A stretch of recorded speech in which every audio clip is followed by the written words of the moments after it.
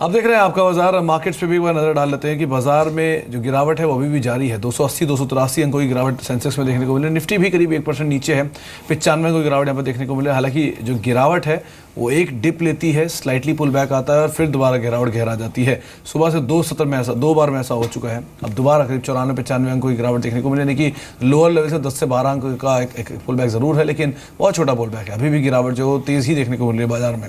और in fact Tata Motors या Tata group के सभी शेयरों को देखें, TCS हुआ, टाटा स्टील हुआ, टाटा मोटर हुआ, इन सब में ही एक जोरदार बिकवाली देखने को मिल रही है। इसके अलावा हमारे साथ अब बातचीत करने के लिए HK मैती हैं, कोलकाता से मौजूद हैं। मैती साहब नमस्कार। नमस्कार सर। नमस्कार मैती साहब, क्या सवाल है, पूछिए। हाँ सर मेरा 50 क्वांटिटी टाटा मोटर का शेयर है जी। वो 2 साल हो गया, 500 रुपया में खरीदा था। क्या करें, इसका टाटा का जो हालत हो गया ना, ये बहुत। TCS भी मेरे पास है जी, वो तो डबल वैल्यू हो गया। मैती साहब एक सवाल आपसे है, आप इतने समय से बने हुए हैं टाटा ग्रुप के अंदर, क्या आपको मुनाफा नहीं हो रहा, आप इसलिए निकलना चाहते हैं? नहीं, मेरा जो डॉन सर है ना, उसका एडवाइस में हम खरीदा था, लेकिन उसका हम फायदा नहीं उठाया बस। जी, तो आप निकलना क्यों चाह रहे हैं? मुनाफा नहीं हो रहा TCS से भी निकलना चाहता हूँ। TCS में भी डबल फायदा है, लेकिन मैं चाहता हूँ निकल जाऊँ। आप लोग एडवाइस करें तो हम निकल जाएं। ओके राजेश जी, ये सवाल बहुत इंटरेस्टिंग इसलिए होता है कि एक तरफ TCS में मुनाफा है, दोगुना भी हो चुका है और अच्छा डिविडेंड भी मिल ही रहा होगा over a period of time, और टाटा मोटर्स भी एक बड़ी कंपनी है, अच्छा मुनाफा एटलीस्ट 2 साल में घाटे में नहीं है, मुनाफे में है, लेकिन फिर भी निकलना चाह रहे हैं क्योंकि सिचुएशन बहुत खराब है, न्यूज़ फ्लो बहुत निगेटिव आ रहा है। आप क्या राय रखना चाहते हैं हर उस निवेशक के लिए कि क्या मुनाफा कमा रहे हैं इसलिए बने रहें, या जिस तरह की न्यूज़ फ्लो आ रही है इसलिए निकल जाए?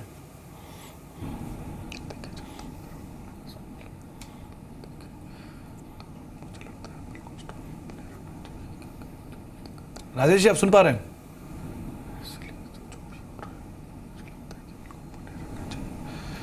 चलिए, शायद ऑडियो को लेकर कुछ इशू आ रहा है, लेकिन लोकेश टेक्निकली तो एटलीस्ट आप बताएं किस तरह की रणनीति रखे टाटा मोटर्स में और TCS में। देखिए सुमन जी, पहले तो मैं आपके सवाल का जवाब देना चाहूँगा जो आपने भी राजेश जी से पूछा था कि अगर आपने इन्वेस्टमेंट करी हुई है और आपका कैपिटल ऑलरेडी डबल हो चुका है, आपको प्रॉफिट्स आ रहे हैं, दैट डजंट मीन कि आप उस स्टॉक को एग्जिट कर लीजिए।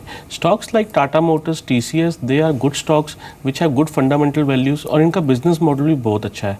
कभी भी मार्केट में एक अच्छा स्पाइक आएगा, कुछ भी अच्छी मूवमेंट्स आएंगी, आज जितनी भी बैड न्यूज़ है वो इसमें क्या कहते हैं कवर हो जाएंगी और आने वाले टाइम में ये स्टॉक्स मार्केट में आउट परफॉर्म करते हुए नजर आएंगे। तो मेरी एडवाइस आपको तो फिलहाल ये रहेगी कि अपने दोनों स्टॉक्स से बने रहिए। It's a good place to stay invested. All right, अगला सवाल भी फेसबुक के जरिए जो हमारे पास आया है वो देख लेते हैं। पंकज जैन जानना चाहते हैं HDIL को लेकर इनकी पोजीशन है, 100 शेयर्स है इनके पास, 102 के लेवल्स पर निवेश किया हुआ है। फिलहाल 77.50 पर ये शेयर चल रहा है। आज 4.5% तक के आसपास की वीकनेस इस शेयर पर देखने को मिल रही है और पूरा रियल एस्टेट स्पेस जो है वो करीब इंडेक्स 0.25% तक की वीकनेस के साथ ट्रेड कर रहा है। लोकेश जी, आपको HDIL अभी कैसा लगता है? देखिए, फिर look at the charts of HDIL we see a sell off from the levels of 102 rupees और कहीं ना कहीं स्टॉक में एक वीकनेस शुरू हो चुकी है जहाँ पे इसकी क्रूशियल सपोर्ट जो है 75 के आसपास है। सेल ऑन राइज की रणनीति को अपनाएं, try to exit the stock. There is a possibility the stock can slip down to the levels of 65 to 70 जहाँ पे इसमें एक अच्छी रैली शुरू हुई थी। जी, तो आपको राय दी जा चुकी है HDIL के संदर्भ में भी।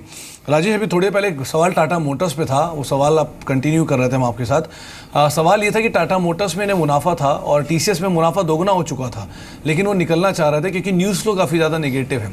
सभी निवेशकों के लिए राय होगी कि टाटा मोटर्स या किसी भी टाटा ग्रुप में जहाँ पे मुनाफा अच्छा आ रहा है, क्या उसके अंदर बने रहें क्योंकि मुनाफा अच्छा है, या फिर निगेटिव न्यूज़ फ्लो के आधार पर उसमें निकल जाए, क्या करें? देखिए सुमित, सिर्फ इस वजह करके कि मुनाफा अच्छा आ रहा है किसी स्टॉक को बेच दें, ये मुझे लगता है गलत स्ट्रैटेजी है। कई बार ऐसा होता है कि हमारी किसी भी वजह से बहुत नीचे के भाव में कोई स्टॉक आ जाते हैं और वो 10 गुना हो जाते हैं, लेकिन उसका मतलब ये नहीं होता है कि कंपनी के फंडामेंटल्स बिगड़ गए हैं या वहाँ से निकल जाना चाहिए। निकलना तभी चाहिए जब आपका या तो ट्रेडिंग का नज़रिया है, स्टॉप लॉस ट्रिगर हो गया, निकल जाए, या इन्वेस्टमेंट का नज़रिया, फंडामेंटल स्ट्रॉन्ग है, नंबर्स अच्छे आ रहे हैं, मैनेजमेंट ठीक है, बने रहें स्टॉक में। न्यूज़ फ्लो की वजह से कई बार तेज़ गिरावट आती है स्टॉक में, जैसे कि अभी टाटा ग्रुप में न्यूज़ फ्लो के कारण से आ रही है। तो मैं समझता हूँ कुछ अच्छे stock, for example Tata Motors हो, टाटा मेटालिक्स हो, ये कुछ ऐसे स्टॉक हैं जहाँ पर फंडामेंटल्स बहुत अच्छे हैं और बहुत ही नीचे के लेवल्स पे हैं, बिल्कुल ख़रीदारी करनी चाहिए। एटलीस्ट अगर आप ख़रीदारी नहीं करना चाहते हो कोई बात नहीं, आपके पास जो स्टॉक है बने रहें, पैनिक में बेचें नहीं। जी बिल्कुल। तो अगर न्यूज़ फ्लेव्स नेगेटिव भी है लेकिन आपके पास फंडामेंटल्स मजबूत वाले शेयर्स हैं तो आप अभी पैनिक ना करके होल्ड कर सकते हैं अपनी पोजीशंस को, खासतौर पर टाटा ग्रुप के संदर्भ में जो शेयर्स हैं उनके ऊपर ये राय दी गई है। अगले सवाल की तरफ बढ़ते हैं। गौरव का ये सवाल आया है आरवी डेनिम को लेकर। 500 शेयर्स हैं इनके पास, 105.75 के लेवल्स पर उन्होंने खरीदारी की हुई है। फिलहाल 100 रुपए के आसपास ये शेयर चल रहा है, 5 रुपए के आसपास की वीकनेस और आज भी 0.3% तक की वीकनेस ये शेयर दिखा रहा है। लोकेश, आपकी राय क्या होगी आरवी डेनिम को लेकर?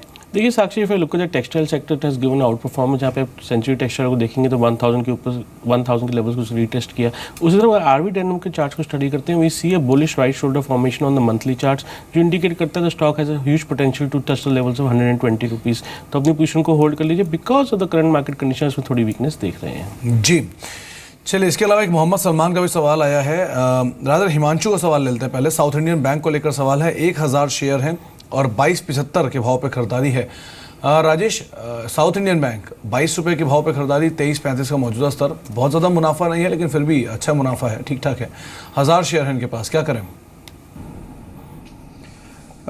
सुमित, सही कहा आपने कि साउथ इंडियन बैंक को देखते हुए ये मुनाफा ठीक ठाक है, क्योंकि बावजूद इसके कि बैंक की परफॉर्मेंस अच्छी रहती है, डिविडेंड अच्छा देता है, बट स्टॉक मार्केट में ये स्टॉक परफॉर्म नहीं करता है। लंबी अवधि से कंसोलिडेशन में चलता है। बहुत शॉर्ट टर्म में मुझे कोई उम्मीद नहीं है कि ये स्टॉक 24-25 रुपये के ऊपर निकल पाएगा। बेहतर होगा आप यहाँ से स्विच कर लें। बैंकिंग में कई ऐसे स्टॉक हैं जो बहुत अच्छा रनअप दे भी चुके हैं और अभी भी बहुत स्टीम लेफ्ट है। फॉर एग्जांपल अगर मैं कहना चाहूँ तो आरबीएल बैंक अभी है, जहाँ पर आप स्विच कर लें तो मुझे लगता है कि इससे बेहतर मुनाफा कमा पाएंगे। जी चलिए, अगले शेयर के ऊपर भी चल लेते हैं, जहाँ पर सवाल आया मेरे पास रफ़ीक उद्दीन का। ये जानना चाहते हैं कैमलिन फाइन साइंसेस के बारे में। यहाँ पर 50 शेयर्स ये होल्ड करते हैं, 93.45 के लेवल्स पर उन्होंने खरीदारी की है और फिलहाल अच्छे प्रॉफिट्स पर भी हैं। 108 के लेवल्स पर खरीदारी हो रही है, 0.3% तक की वीकनेस फिलहाल आज शेयर पर देखने को मिल रही है। लेकिन लोकेश, आप कैमलिन फाइन साइंसेस पर क्या पोजिशन रखते हैं और इनको क्या राय देंगे? देखिए साक्षी, if I look at the long term charts of Captain Fine Sciences, we see a right shoulder formation on monthly chart जो साफ साफ इंडिकेट करता है there is a price volume breakout। इसमें 103 रुपये का ट्रेलिंग स्टॉप लॉस डाल के अपनी पोजीशन को होल्ड कर लीजिए। Stock has a potential to touch the levels of 120 to 125 in short to medium term. जी, तो आपका मुनाफा है, आप बने रहें, ये आपको राय दी गई है। एक स्पाइक शेयर में वैसे भी देखा गया 108-109 के स्तरों पे शेयर कामकाज कर रहा है, बने रहने की राय आपको दी गई है। इस बीच कुछ और शेयरों पर नजर डालते हैं जहाँ पे बाइंग आई। इसमें यूनाइटेड स्पिरिट्स एक नाम है जिसमें खरीदारी आई है अभी अभी शेयर के अंदर, 2242 के स्तरों पर ये शेयर आ चुका है।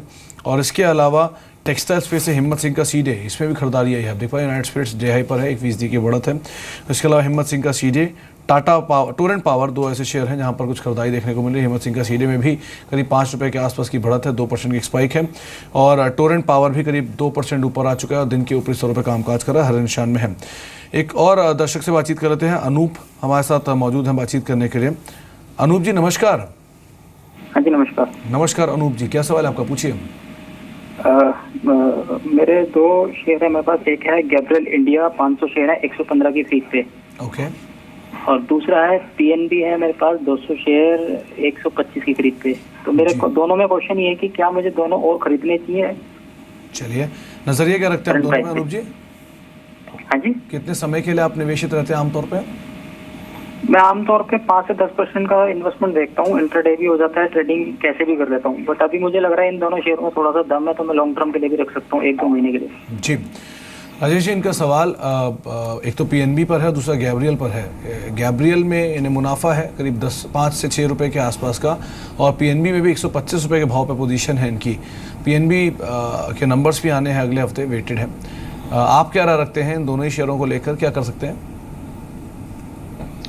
देखिए सुमित जी, पहले तो मैं ये कहना चाहूँगा कि लॉन्ग टर्म जो इन्होंने कहा कि 1-2 महीने रख सकता हूँ लॉन्ग टर्म के लिए, तो किसी भी लिहाज से लॉन्ग टर्म 1-2 महीने का नहीं होता है। हमारा अनुमान ये है कि लॉन्ग टर्म मतलब एटलीस्ट साल से 1.5 साल होता है, एटलीस्ट आई वुड से।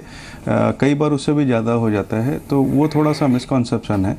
1-2 महीना ट्रेडिंग का ही नज़रिया होता है, स्विंग ट्रेड्स कहा जाता है। जहाँ तक नई एडिशन की बात है, गैब्रियल इंडिया में मैं और एडिशन की सलाह नहीं दूंगा, क्योंकि जो भी फंडामेंट्स कह लीजिए या अदर फैक्टर्स कह लीजिए ऑलरेडी प्राइस में आ चुके हैं, नई खरीदारी ना करें।